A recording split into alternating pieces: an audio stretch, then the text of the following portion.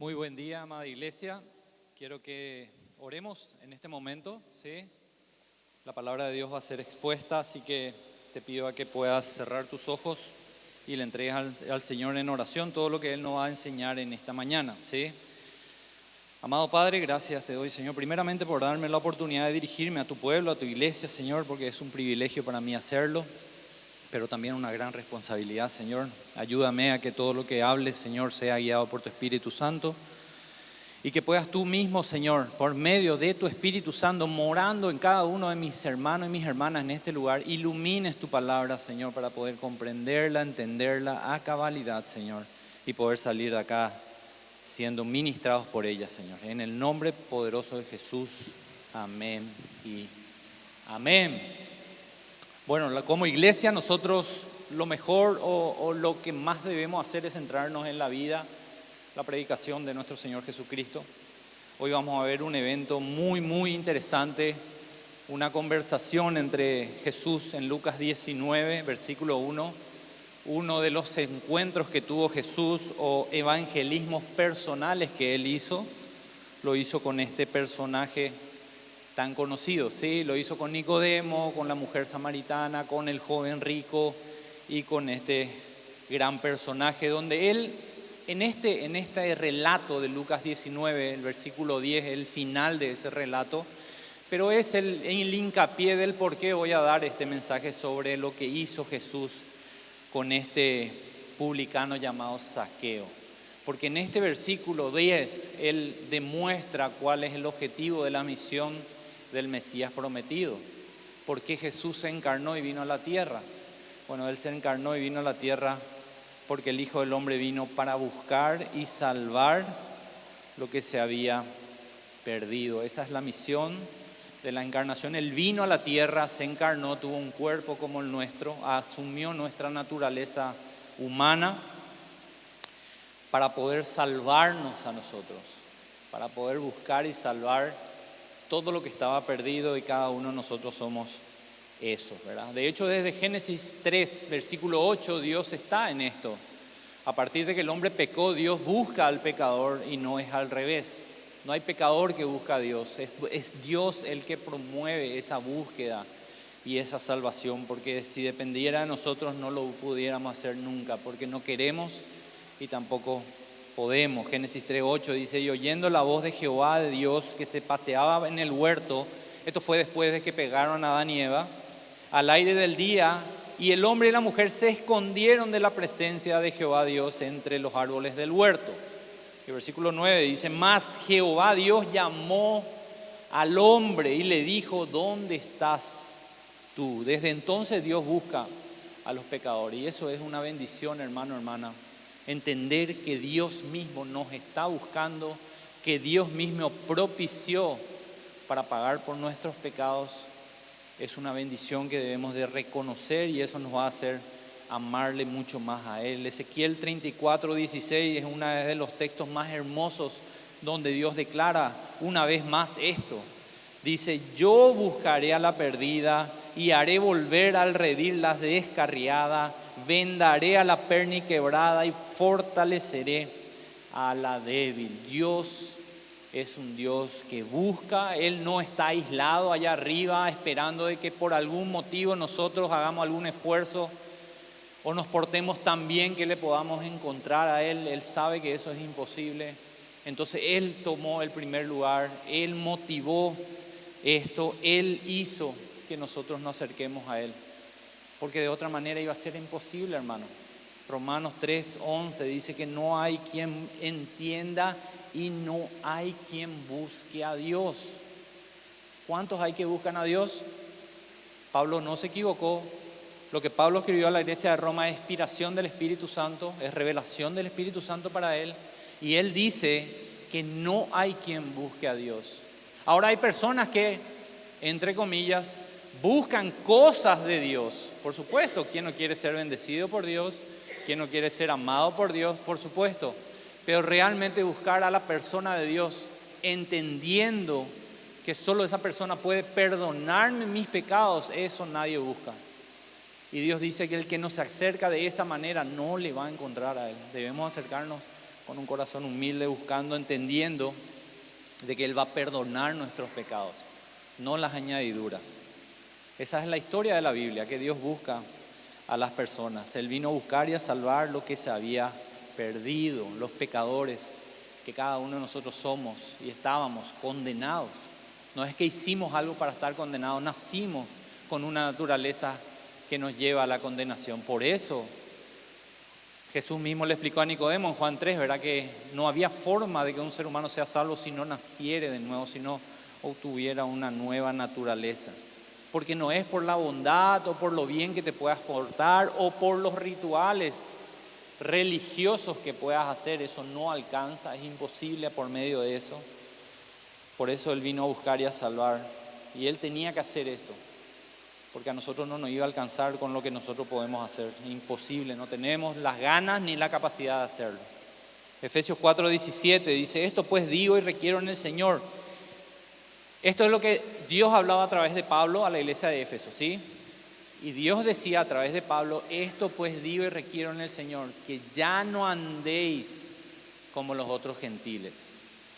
Ustedes son personas que fueron convertidas, creyeron en el Señor Jesucristo, pusieron su fe en Él, se arrepintieron de sus pecados, Dios limpió sus pecados. Ahora, ya no tienen que andar como los otros gentiles. ¿Cómo anda el mundo entero? ¿Sí?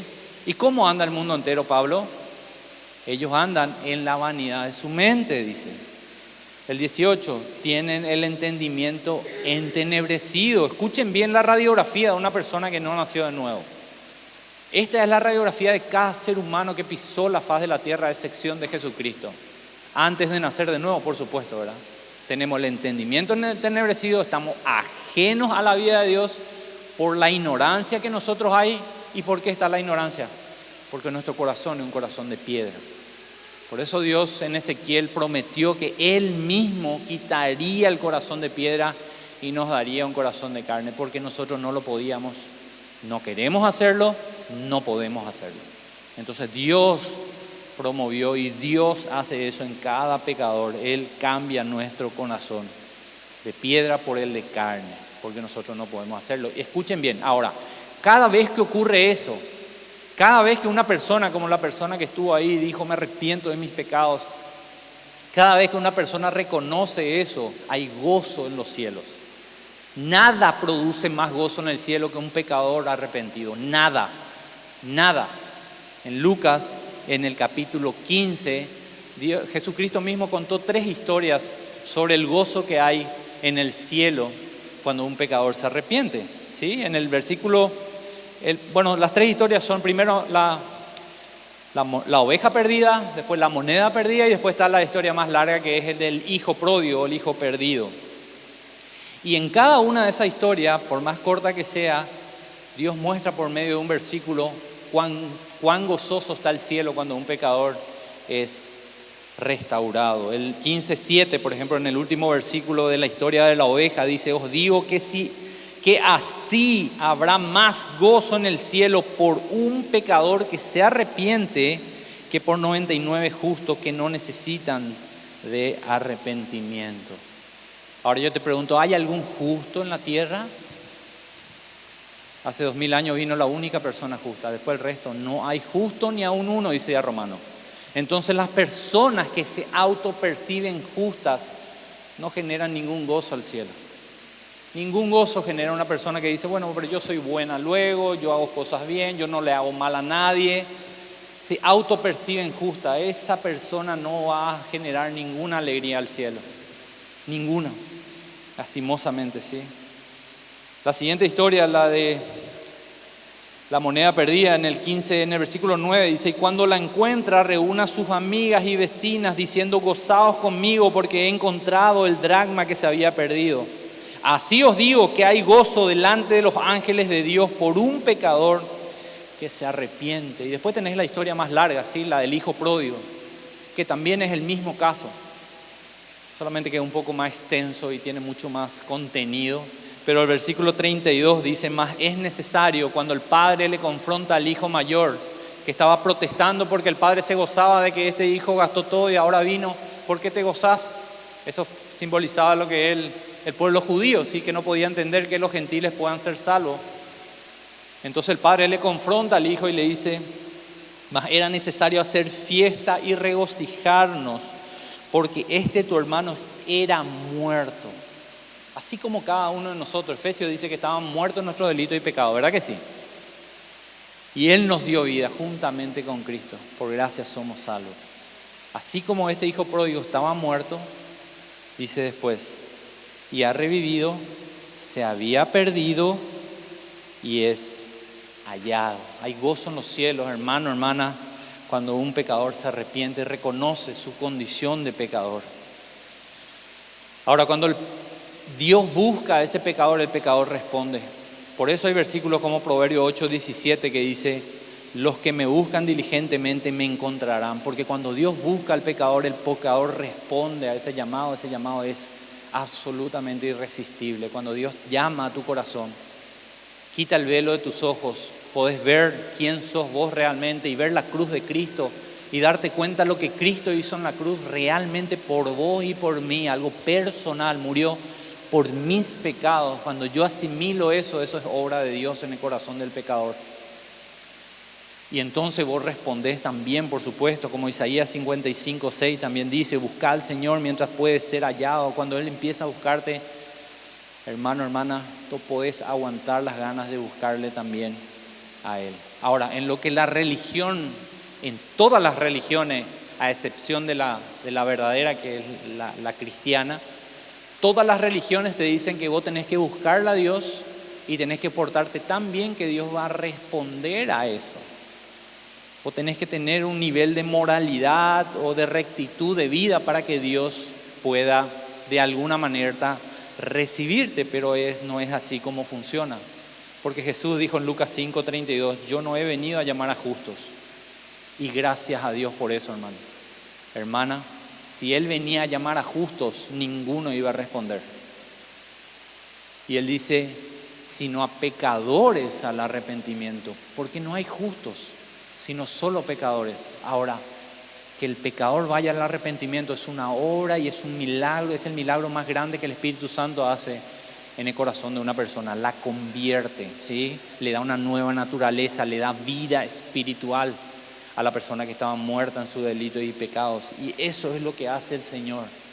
Él vino a llamarnos a nosotros que somos pecadores y reconocemos que somos pecadores al arrepentimiento. De modo que la salvación no llega a una persona que se porta tan bien que alcanza un nivel de salvación. La salvación lleva a esa persona que reconoce su pecaminosidad y su necesidad de un Salvador.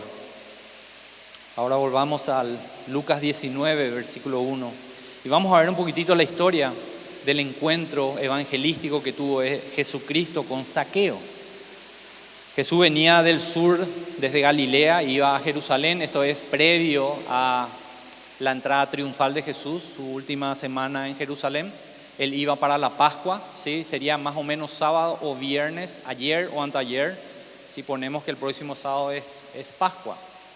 Él va cruzando y sí o sí todos los peregrinantes tenían que cruzar por Jericó, porque Jericó era una ciudad de tránsito. Sí o sí para ir a Jerusalén había que pasar por Jericó. Había muchos peregrinantes, ¿sí? No era solo Jesús que iba ahí. Todo el pueblo judío que estaba en diferentes ciudades iban para la Pascua a Jerusalén. Entonces tenían que pasar por Jericó. Pero el que iba pasando y el que tenía una caravana de gente alrededor de él era Jesucristo, la persona que se decía que era el Mesías. Entonces era un boom para Jericó que Jesucristo estaba por pasar, y eso llegó a oídos de Zaqueo.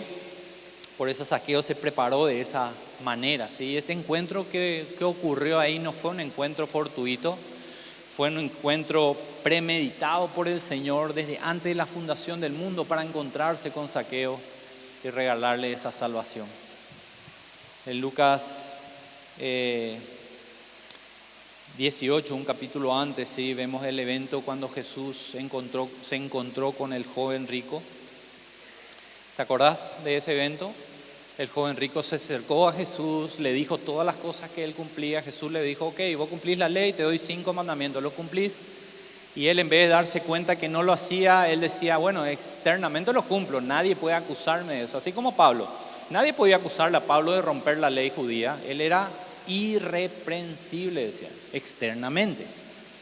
Pero Jesús, por supuesto, con su omnisciencia, veía el corazón de ese joven rico y dijo, ¿sabes qué? Hay otra persona en el trono de tu corazón y no es Dios. Y yo te voy a mostrar por medio de esta pregunta quién está en el trono de tu corazón. Y le dijo, ¿podés dejar todas tus riquezas y seguirme? Darle a los pobres y seguirme. Ahí recién el rico parece que dijo, espera un poco, es demasiado lo que me está pidiendo. Lo único que Jesús quería exponer era su falsa apariencia de piedad, mostrarle que por medio de, entre comillas, cumplir la ley externamente era imposible entrar al cielo, porque la pregunta del joven rico fue, ¿cómo puedo hacer para entrar al cielo? ¿Cómo puedo hacer para heredar la vida eterna? Bueno, Jesús en el 18:23 le dice, entonces él, oyendo esto, el joven, se puso muy triste porque era muy rico. Y el 24 dice, al ver Jesús que se había entristecido mucho, dijo, cuán difícilmente entrarán en el reino de Dios los que tienen riquezas. Ahora voy a explicar a qué se refiere eso.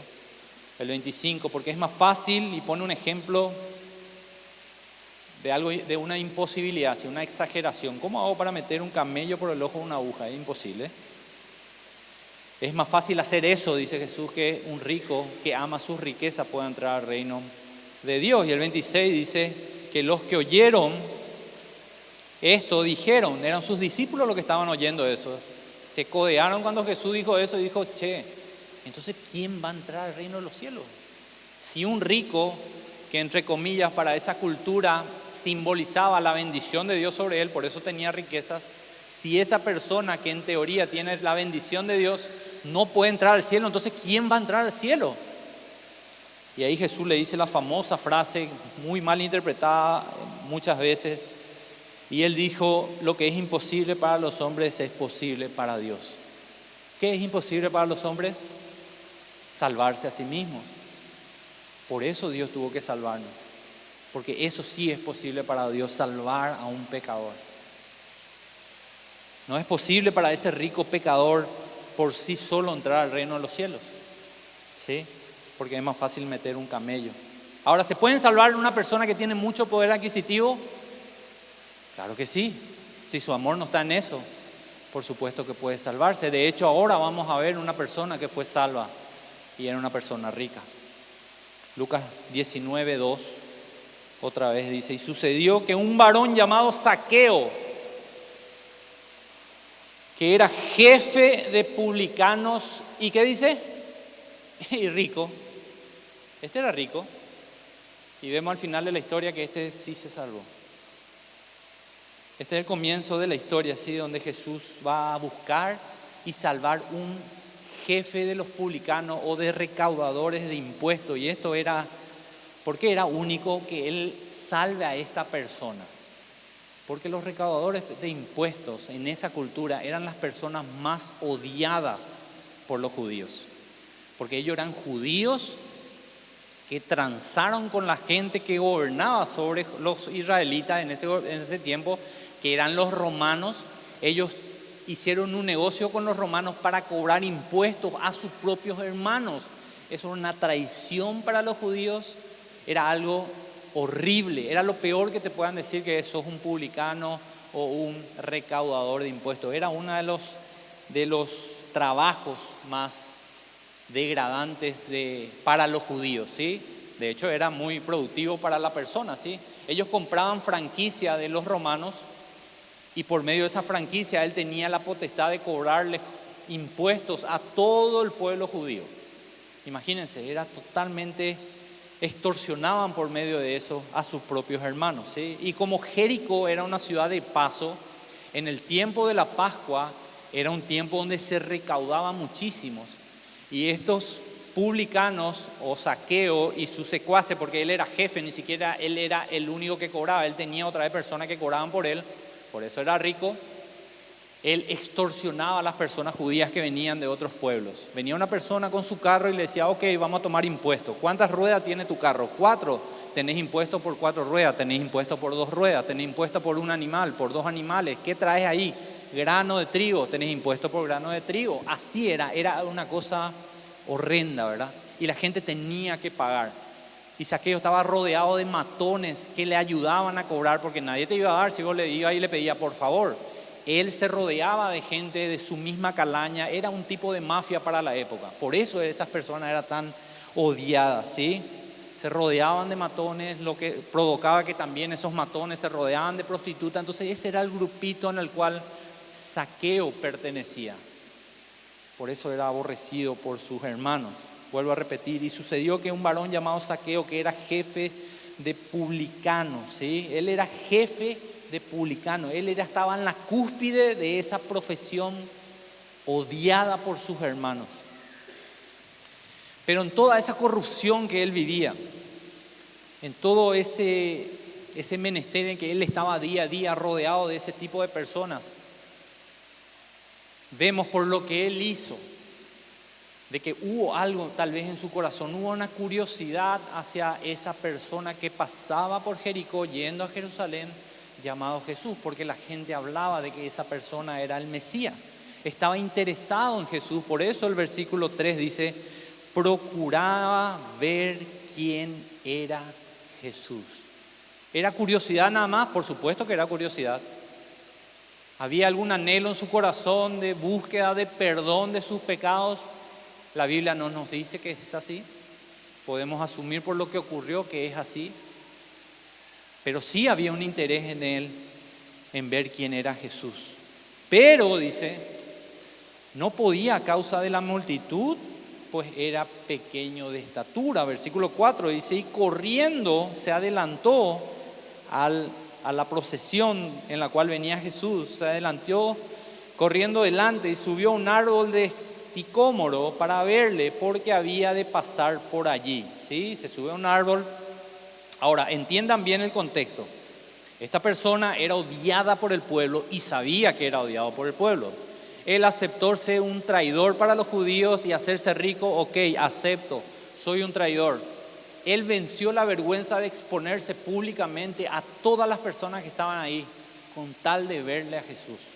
Subir al árbol y verle a Jesús. Él no podía ir a la sinagoga, él no podía participar de ningún evento donde estén los judíos. Él era un desechado de su propio pueblo, ¿sí? Estaba totalmente aislado de la nación judía.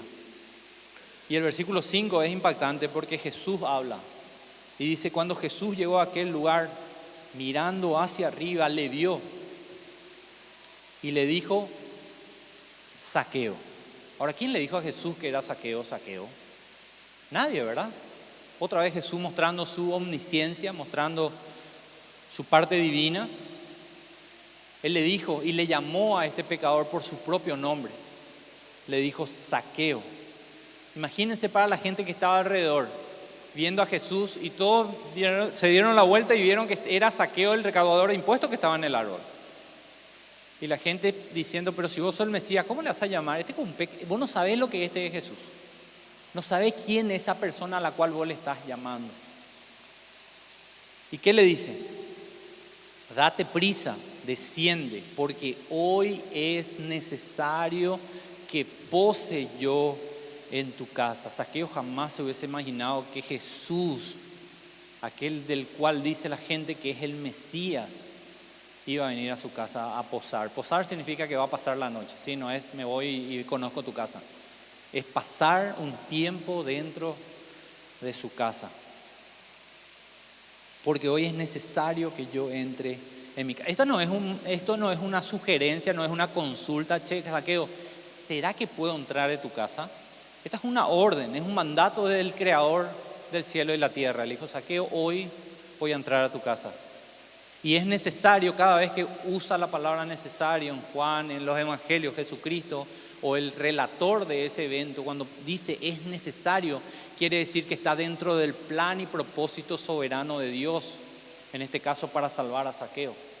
Era necesario que ocurra esto. ¿Qué pasó en el 6? Entonces él descendió a prisa y le recibió. ¿De qué manera? Gozoso, no tenía miedo, no tenía vergüenza, tenía gozo en el corazón. Gozo en el corazón porque había alguien que quería entrar a su casa y ese alguien era el que la gente decía que era el Mesías. Había gozo en Zaqueo y del otro lado había gozo en Cristo, había gozo en Dios, porque hay gozo en Dios cada vez que un pecador se arrepiente. Entonces, cada vez que la salvación alcanza a un pecador, hay gozo en los cielos, ya lo vimos. Ahora, ¿qué pasaba con la población, la gente que estaba alrededor de Jesús? El 7 nos dice qué pasaba. Al ver esto, todos murmuraban diciendo que había entrado a posar con un hombre pecador. Ahora, quiero que entiendan, el pueblo judío jamás podía aceptar que el Mesías, su Mesías, venga a los pecadores. No, ellos estaban preparándose, cumpliendo todos los rituales, cumpliendo la ley a cabalidad, conociendo los mandamientos, externamente comportándose moralmente, correctamente, para cuando venga el Mesías, venga hacia ellos. Ellos no podían comprender que el Mesías venga a un pecador y no a ellos. Eso era inconcebible para ellos, era un golpe para ellos. Por eso en Lucas 15:1 dice: se acercaban a Jesús todos los publicanos y pecadores para oírle, y los fariseos y los escribas murmuraban diciendo: este a pecadores recibe y con ellos come. O sea, esto era lo que pasó con Zaqueo, no era un evento aislado, era algo que Jesús ya había practicado anteriormente, y esta última semana de vida aquí en la tierra de Cristo, Él lo hizo frente a Zaqueo. Él vino a mostrar que vino a salvar a pecadores. Era una ofensa para cada uno de esos judíos que Jesús venga a los pecadores, porque ellos decían: nosotros nos esforzamos en cumplir la ley. Yo hago esto, yo hago aquello, yo cumplo la ley a cabalidad. Por eso en Lucas 5:32 Jesús vuelve a repetir lo que ya dije: no he venido a llamar a justos, sarcásticamente, ¿sí?, sino a pecadores al arrepentimiento. Solamente un pecador que reconoce su condición acepta el Evangelio. Una persona que se asimila a sí mismo como justa no recibe el Evangelio, ¿se entiende? Si yo no conozco mi condición de pecador delante de Dios, yo no puedo recibir al Salvador que Él envió. Recibo a una persona que me va a ayudar a ser mejor persona, recibo una persona que me va a ayudar a cumplir mis metas y propósitos que yo quiero cumplir, pero ese no es el Evangelio. El Evangelio es que Cristo vino a salvarnos de nuestros pecados. Él murió para limpiarnos de nuestros pecados, porque de otra manera no íbamos a poder acceder al cielo. ¿Sí? Y descendió a prisa, dice en el versículo 6, y le recibió gozoso. El versículo 7 nos muestra que la multitud rechazó eso, murmuraban porque Jesús entró a la casa de Zaqueo. Y ahí como se baja el telón de ese evento en el 7, en el versículo 7, al final como se baja un telón, ¿sí? Termina la escena número 1, vamos a decir. Pasa un tiempo que la Biblia no nos dice cuánto, para empezar el versículo 8, y ahí se levanta el telón otra vez y leemos lo que dice el versículo 8. ¿Qué está pasando ahí en la casa de Zaqueo? Entonces Zaqueo, ha pasado un tiempo, ¿sí?, de conversación, donde Jesús explicó el Evangelio, predicó a esa persona, y no solo a él, sino a las personas que estaban con él. Entonces dice que Zaqueo, puesto en pie, dijo al Señor: he aquí, Señor, la mitad de mis bienes doy a los pobres, y si en algo he defraudado a alguno, se lo devuelvo cuadruplicado. Esta es una transformación genuina de un verdadero convertido, ¿sí? Se volvió de un extorsionador profesional que se ganaba la vida en eso a un filántropo, a una persona que no le importa el dinero, que lo único que quiere es que la gente esté bien y está centrado en otras cosas. Y ahí dice el versículo 9, Jesús le dijo: hoy ha venido la salvación a esta casa. Jesús es omnisciente, ya lo vimos, ¿sí? De hecho, en todos los relatos del Evangelio vemos la omnisciencia de Cristo. En Juan, terminando el capítulo 2, dice que Jesús no necesitaba que nadie le diga lo que estaba en el corazón del hombre, porque Él sabía lo que estaba en el corazón del hombre. Entonces la declaración de Zaqueo era una declaración genuina. No lo dijo para estar bien con Jesús y quedar bien con la gente que estaba ahí, después no lo iba a hacer. Jesús se dio cuenta que lo que este varón estaba diciendo estaba en su corazón realmente. Había un cambio de naturaleza en Zaqueo. Por eso Jesús dijo, hoy ha venido la salvación a esta casa. Zaqueo mostró frutos de arrepentimiento, frutos de salvación. A diferencia del joven rico, ¿sí? Que amaba su dinero, que cuando Jesús lo confrontó con ese amor, se fue triste, no se animó a dejar eso. Dijo, no puedo, es muy alto el precio que pagar para seguir a este. Es muy alto el precio para entrar al reino de los cielos. No estoy en condición de dejar mi riqueza. Zaqueo no le importó nada. Y esa es la marca de una persona que realmente se convierte al Señor. Eso debió haber pasado en tu vida, así como ocurrió en la mía. Cuando el Señor te llamó a arrepentimiento, ya no importa otra cosa. Yo no me acerqué al Señor para ver qué me puede dar, o si puedo tener un mejor trabajo, o puede bendecir mi familia, o me puede dar salud, o me puede dar recursos, o puedo ser alguien conocido, ¿sí? Yo me acerqué al Señor porque el Señor me mostró quién yo era realmente. Me mostró lo bajo que estaba. Me mostró mi imposibilidad de ser salvo por mis propias obras. Aun cuando yo me creía una persona moralmente correcta. Cuando el Señor sacó el velo de mis ojos y vi quién era, y vi los estándares de Dios y que yo no lo podía cumplir, dije, es imposible ser salvo. Entonces la buena noticia de salvación que dijo que Jesús vino a la tierra a pagar por mis pecados para que yo no tenga que pagar por ellos. Y que si yo tengo fe en lo que Cristo hizo en la cruz, yo puedo ser salvo por la justicia imputada, porque yo en mis propias fuerzas no puedo ser justo, no puedo llegar a la justicia que Dios requiere.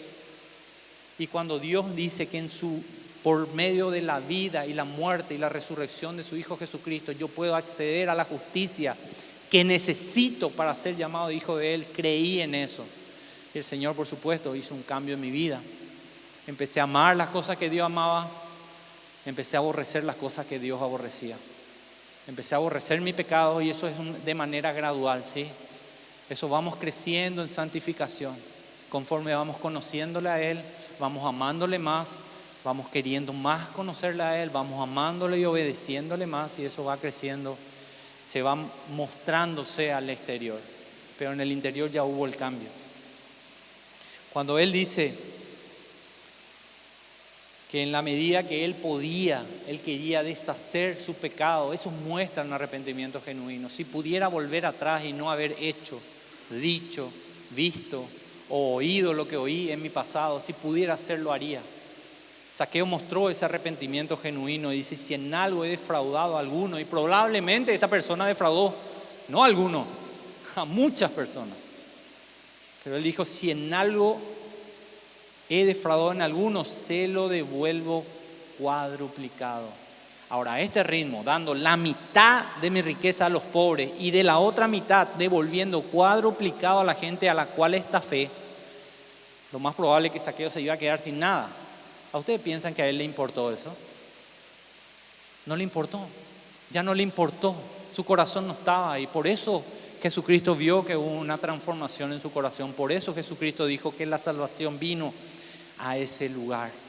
Y en la segunda parte dice, del 9, en la segunda parte del 9, dice, por cuanto él también es hijo de Abraham, dice. Ahora, ¿por qué dijo Jesús eso? Sí, él era judío, él es hijo de Abraham.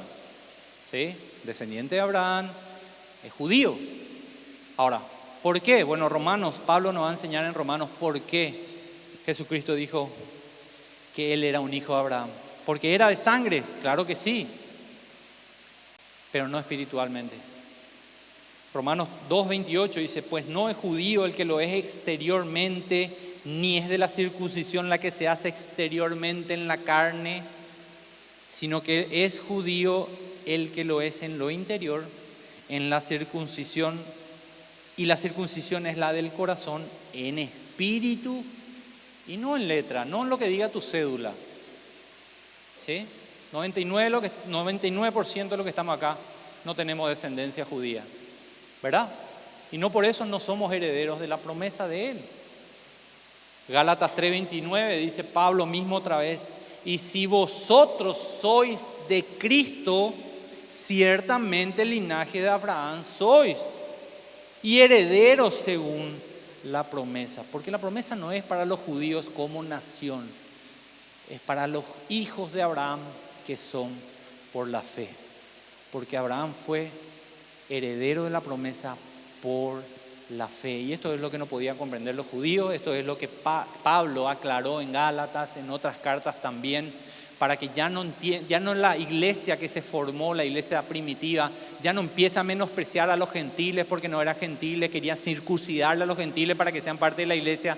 Pablo corrigió todo eso diciendo, no, ahora Dios hizo un nuevo pueblo, se llama su iglesia, se llama su cuerpo, hecho de gentiles, judíos, samaritanos, publicanos, prostitutas, todo aquel que se arrepiente y cree en el Hijo del Hombre, cree que Jesús es Dios y que Él pagó por tus pecados, vos podés ser parte y heredero de la promesa. Y ahí está el versículo 10 después de esto, en Lucas 19:10. Porque el Hijo del Hombre vino a buscar y a salvar lo que se había perdido. En 1 Timoteo 1:12, el apóstol Pablo encontró a Jesús en otro camino, ¿verdad que sí? El apóstol Pablo estaba buscando a Jesús. Él se fue diciendo, quiero conocer al Mesías, me quiero arrepentir de mis pecados, cuando iba camino a Damasco. No, ¿verdad? Él iba para apresar y matar a todo aquel que se decía cristiano. Esa era su misión. Él no iba buscando a Jesús, así como hoy yo no estábamos buscando a Dios cuando Dios nos encontró. No queríamos ni no podíamos, así como Pablo. Pero Jesús se le apareció en ese camino, ¿sí? Lo buscó, le detuvo en seco, lo cegó, lo llevó a una casa, lo sanó y lo comisionó para cumplir su ministerio acá en la tierra. Pero mire cómo Pablo lo dice, ¿sí? Contando su testimonio de conversión en 1 Timoteo 1:12 en adelante. Doy gracias al que me fortaleció, a Cristo Jesús nuestro Señor, porque me tuvo por fiel poniéndome en el ministerio, habiendo yo sido antes blasfemo. ¿Un blasfemo puede entrar al reino de los cielos? Claro que sí, si se arrepiente de sus pecados y reconoce a Cristo como Señor y Salvador genuinamente. Perseguidor e injuriador, mas fui recibido, acá está la palabra clave, a misericordia, porque lo hice por ignorancia en incredulidad. Y todo es por misericordia, hermano, hermana. Vos no te merecías, Pablo no se merecía, nadie se merecía la salvación.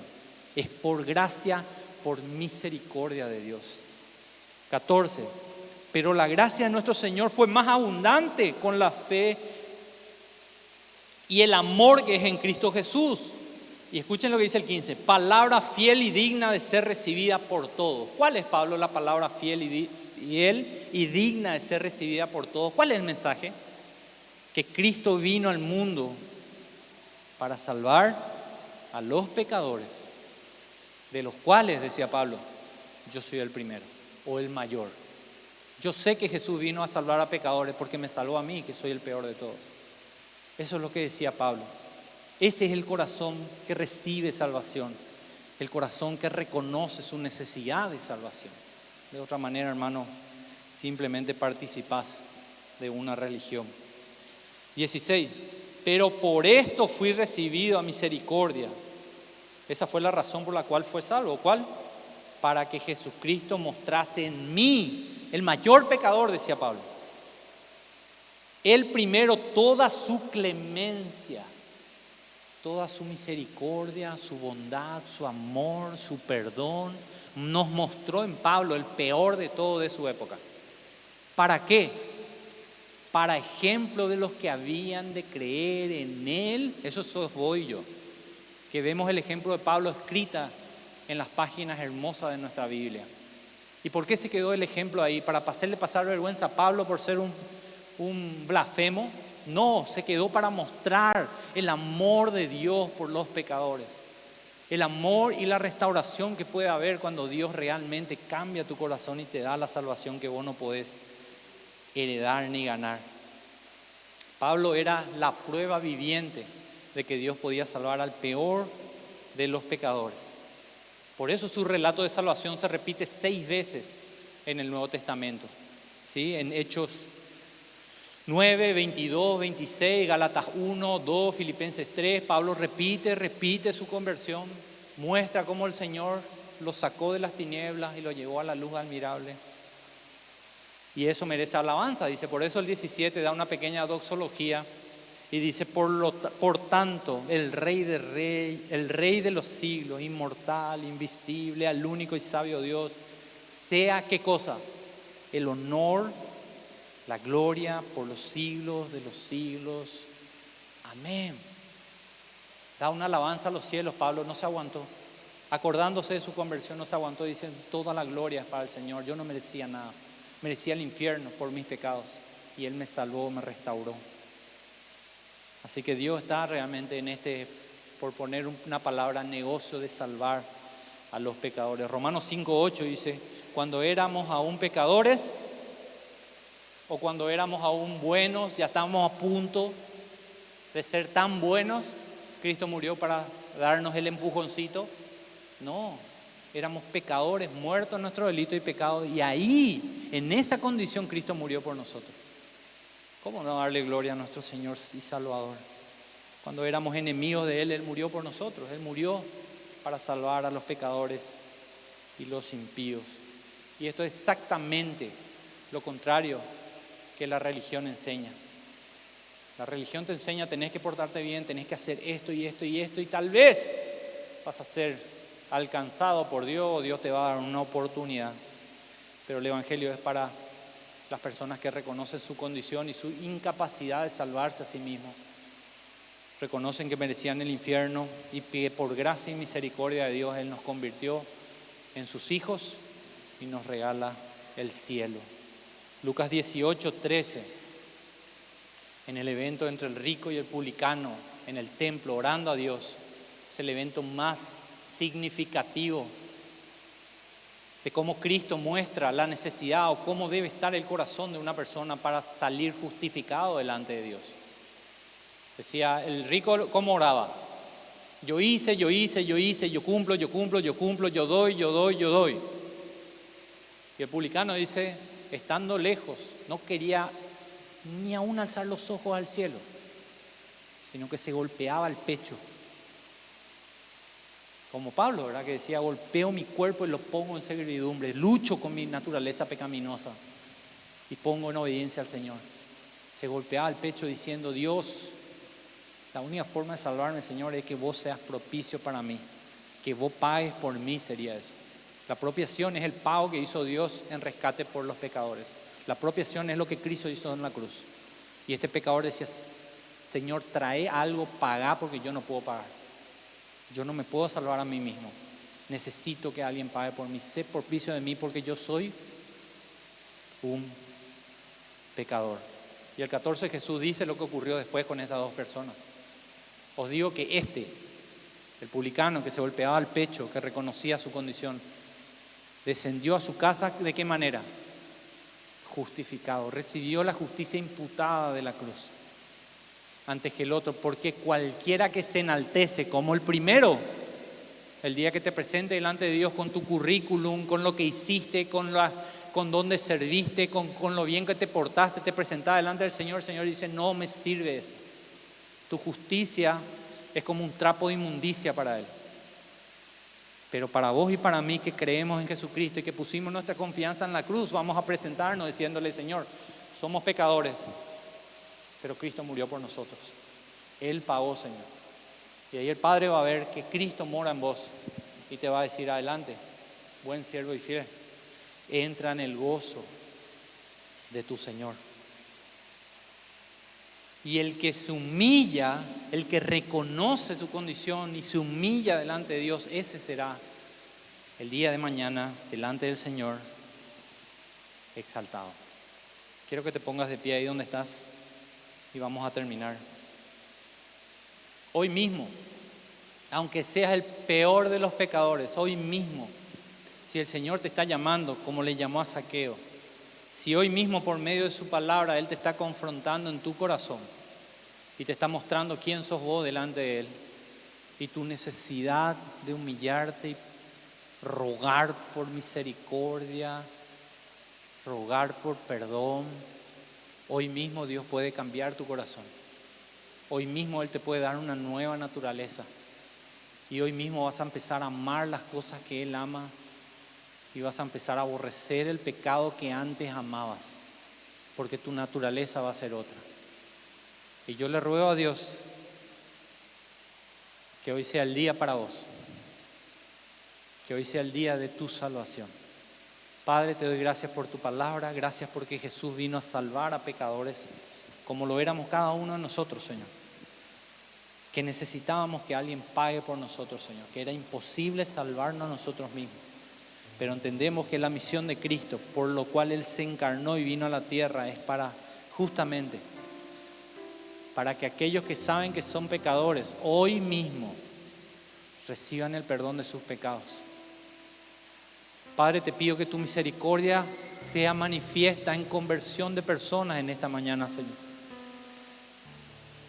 Que tu gracia sea desplegada en el corazón de mis hermanos y mis hermanas, Señor, en esta mañana, aquí mismo, hoy, Señor. Que no se vayan a su casa sin reconocer, Señor, de dónde tú le sacaste, si sos salvo, de dónde Jesús te sacó, que Él pagó por tus pecados, que Él ya no necesita hacer más nada por vos. Él hizo lo más grande, que es darte salvación. Que de ahora en más lo único que vos tenés que hacer es darle gracias y toda la gloria y honra por lo que ha hecho en tu vida. Te ha dado salvación. Y si aparte de eso provee para tus necesidades, ¿cómo no servirle?